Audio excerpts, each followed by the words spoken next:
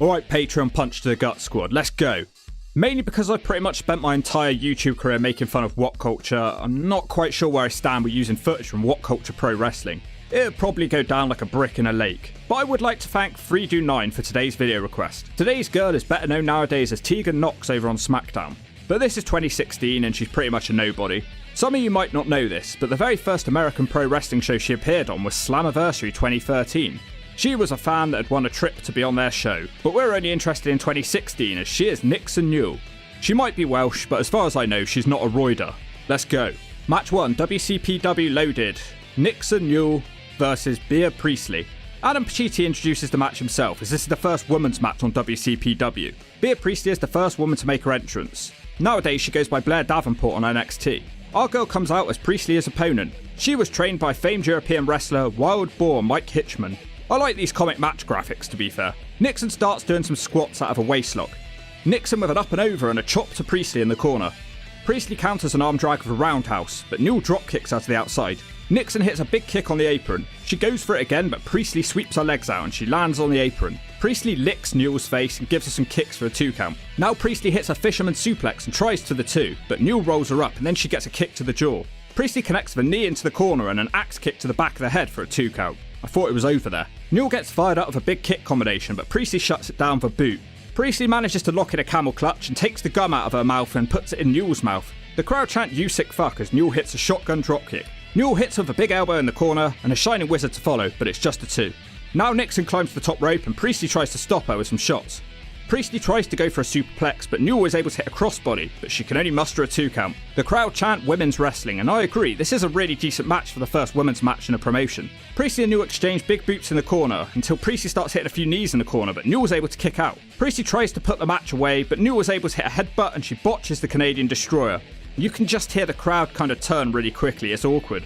The match ends after Newell gets the pin. I was thinking about giving it a B in the beginning, but I think that finish kind of ended the momentum, so I'm going to give it a C. Match 2, WCPW loaded. Nixon Newell versus Bea Priestley. Again. Newell tries to get a kick on Priestley in the beginning, but Priestley escapes to the outside. Newell is able to get a shot in before following Priestley to the outside. Priestley comes back with some forearms until Newell kicks her in the gut and a fan says, "Kick her in the balls." Priestley goes for a boot on Newell over the barricades, but Newell moves and she sends herself over. Newell takes a victory lap all the way around the ring until she dives over the barricade onto Priestley. Moments later, Priestley takes control of a Drake DDT on the ropes for a 2 count. Priestley locks in the camel clutch and tries to stick the gum in Newell's mouth again, but this time she bites her finger and spits it out. She nails a roundhouse and crashes into the corner. She goes for the Shining Wizard, but Priestley is able to hit crossbody. Newell counters it into a pin attempt for the 2. Nixon Newell hits the Shining Wizard, but Priestley gets the shoulder up. Now Newell goes for the Destroyer, probably not a good idea. Priestley manages to roll her into a pin though, and Newell gets dropped with a suplex. Priestley hits a big boot in the corner and a few knees in the corner, but she can't put Newell away. Now Priestley gets rolling and hits an elbow and an exploder suplex, which she then lines up for a penalty kick, but Newell kicks out. Priestley is able to lock in a Dragon Sleeper on Newell, and Newell has to tap out. Game over. Some good moments in this match, and it was a lot better than their first encounter. I'll be nice and I'll give this one a B. After the match, Priestley would cheap shot Newell and they have a little brawl and some geeks come out to break it up. Pacitti comes out, who's one of the geeks, and announces that they need to settle their differences in the ring, and he announces our next matchup. Match 3, WCPW stacked. Nixon Newell versus Bea Priestley, last woman standing for the vacant WCPW Women's Championship. We get to see before the match the unveiling of the new Women's Championship, and I think the red strap might be overdoing it a bit. During Priestley's entrance, she begins to throw a chair and I think a kendo stick. It's a really thin one if it is. Priestley waits by the entrance ramp for Newell to come out, but Nixon Newell notices and takes a run to the ring. Priestley takes a swing with a kendo stick, but she misses and Newell hits her with a suicide dive to begin the match. She picks up the thin stick and whacks the ring post, and she gets thrown into the barricade by Bea Priestley. Priestley begins whacking the back of Newell with the stick, but the stick makes no sound, so it doesn't sound as brutal. A kick combination exchange ends with Newell hitting the Shining Wizard. Newell goes for a dive to the outside, but Priestley throws a chair into her face. They begin fighting on the apron, and Priestley lifts up Newell and drops her with a Death Valley driver on the apron. Priestley slaps Newell as she runs off the ropes. Newell drops her with a spine buster. Now Priestley is set up on the top rope and Newell is ready to deliver the superplex, which she does. It looks like it's almost over now, but Priestley misses a bicycle kick on Newell. She sells it anyway as Priestley sets up a chair. She hits Newell down in the chair and begins to give her roundhouses and licks to the face to add to the humiliation. Newell catches her leg eventually, gives her a headbutt, and then a German suplex into the chair. Priestley gets back up and uses the chair at 9 and she flips off Newell, who gives her a curb stomp onto the chair. She then pulls her head through the seat of the chair and punts her in the head. Jesus, that looked brutal. And that's the end of the match. Nixon Newell has become the first ever WCPW Women's Champion. I think we're not going to get much better on Ring of the Hawk. It's a good match, brutal ending, and not only that, but it's a title win. I'd say it's a rare Ring of the Hawk, eh? Match 4, WCPW Loaded, Nixon Newell and Little Miss Roxy versus Alex Windsor and Bea Priestley. Newell has no respect for Priestley as she flips her off as the match begins. Nixon Newell is going to start with Alex Windsor and they go back and forth with the grapples. Windsor throws a forearm, but Newell was able to hit a drop kick on her. Priestley and Roxy then work the grapples for a little bit. Windsor has Roxy in a gory special and Priestley boots Newell off the apron as she then puts gum in Roxy's mouth while she's in the submission. The next time we see Newell is after Roxy delivers a sloppy double hurricanrana and a double drop kick. She gets the tag to Newell and Newell starts to come back on both Windsor and Priestley. Newell starts to heat up on Windsor and she hits a game and Gurry, then ascends to the top rope and hits a molly go round for the 2. Roxy hits a backstabber on Priestley in the ring and Newell continues to fight Windsor on the outside. Nixon Newell gets caught by Windsor and she goes face first into the barricade. Priestley hits a Saito suplex and Windsor locks in a sharpshooter-like hold as Roxy has to tap out. The match was alright, not as exciting as the other matches, but cool to see other women's wrestlers other than just Priestley and Newell. After the match, they dump Roxy out the ring. They tie Newell's arms up in the ropes and deliver gut shots, but Windsor absolutely clobbers Roxy with an elbow. Windsor holds up the women's title, and then she smashes it in her face. I don't know, a D. Match 5, WCPW Loaded, women's title match. Nixon Newell the champion versus Alex Windsor versus Katarina Lee, Katie Lee Burchell. Newell immediately starts hammering away on Windsor in the beginning, and then everyone starts to exchange pinfalls. Windsor gives Lee a smack and Lee returns with an enziguri. Newell gets a kick combination on Lee and hits a net breaker. Newell pushes Windsor into Lee and Newell and hits the Scott Hall special, the sack of shit. Windsor and Newell start to exchange some strikes in the ring until they both fall to the floor out of exhaustion. We get a chop battle now as Lee jumps off the top for a double drop kick. Newell gives some elbows into both corners, but she gets caught with a big boot from Lee. Windsor hits a knee to the face, and only gets a 2 count as she eats a knee of her own from Newell. Lee goes crashing into the corner and gets caught with a kick, and Newell flies off the top for a crossbody.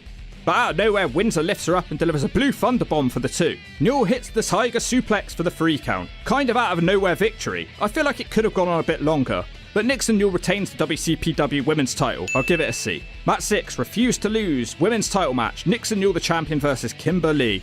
I had to spend $15 to Twat Culture to find this match. Couldn't find it anywhere. That's the dedication I go through. We start with some collar and elbow tie-ups between the 2.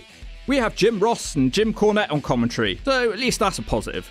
Kimber Lee stomps on Newell's foot and she holds Newell up in the air for a stalling vertical suplex for the 2 count. Nixon Newell throws her leg out into a split and Newell hits a big knee for a 2 count.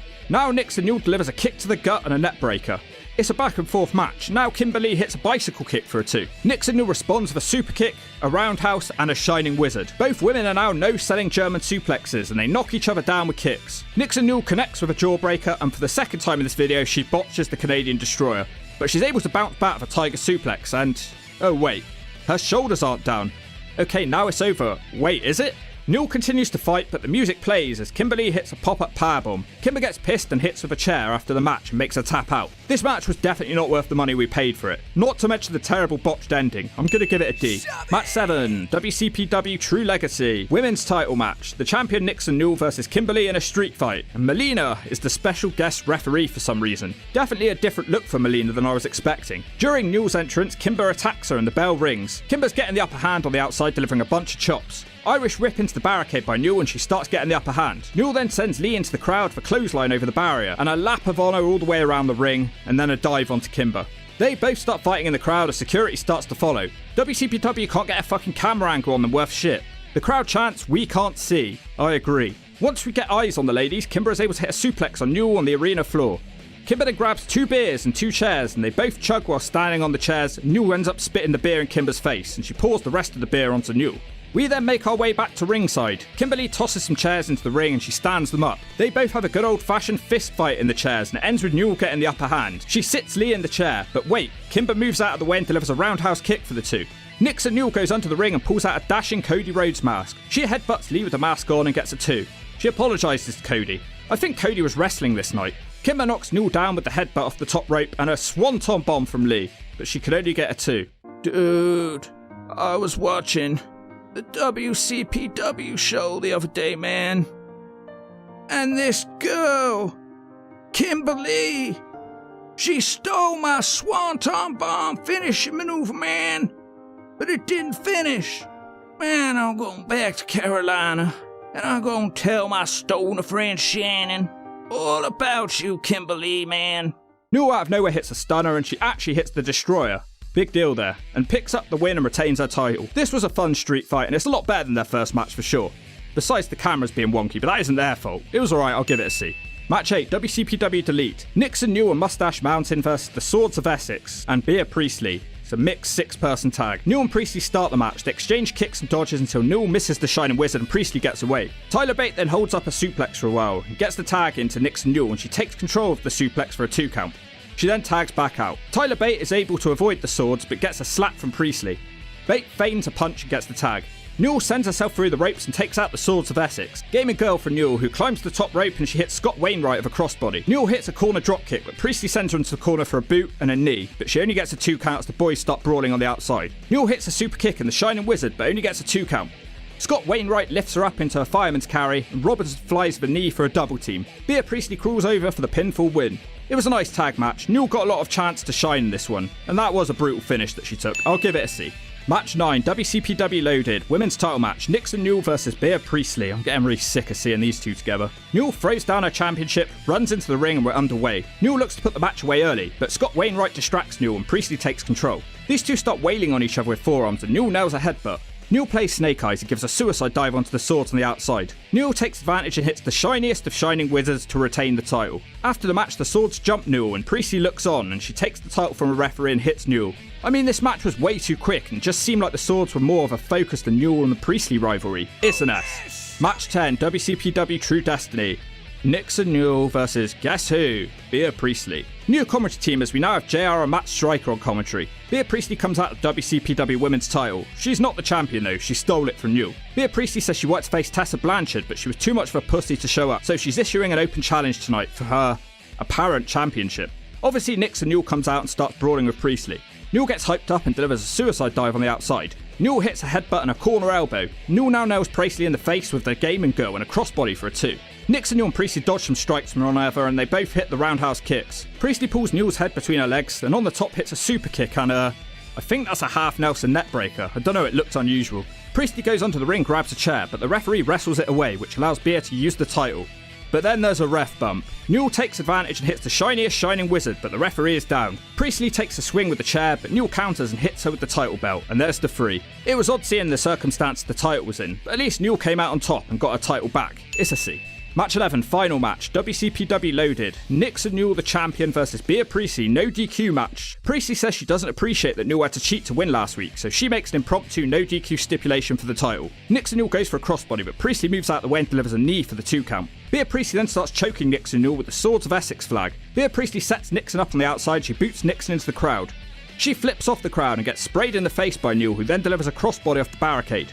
Priestley attempts the half Nelson neckbreaker, but Newell was able to counter with a tiger suplex, just a 2. Newell slides a chair into the ring, but Priestley headbutts Newell. Newell hits her with one of her own and hits the shiniest of Shining Wizards. Newell puts Priestley's head in the chair and penalty kicks her in the head just like last time. Viper then appears and tosses a chair into Newell's face. Viper wraps the chair over the back of Newell and then one right to the head. Viper drops Newell with a Viper driver onto the chairs and Priestley crawls over and gets the win for game over. We have a new WCPW Women's Champion. The match is a C, getting a bit tired of seeing these two together. Actually, that's an exaggeration, I'm exhausted of seeing these two together. So it was pretty much a fun run, and it was interesting watching this promotion that I have never seen before. Her run as champion was enjoyable, but the lack of opponents brought down the enjoyment levels. I'm going to shove Nixon Newell a final grade of a C for Ring of the Hawk Season 3, and screw you if you don't agree.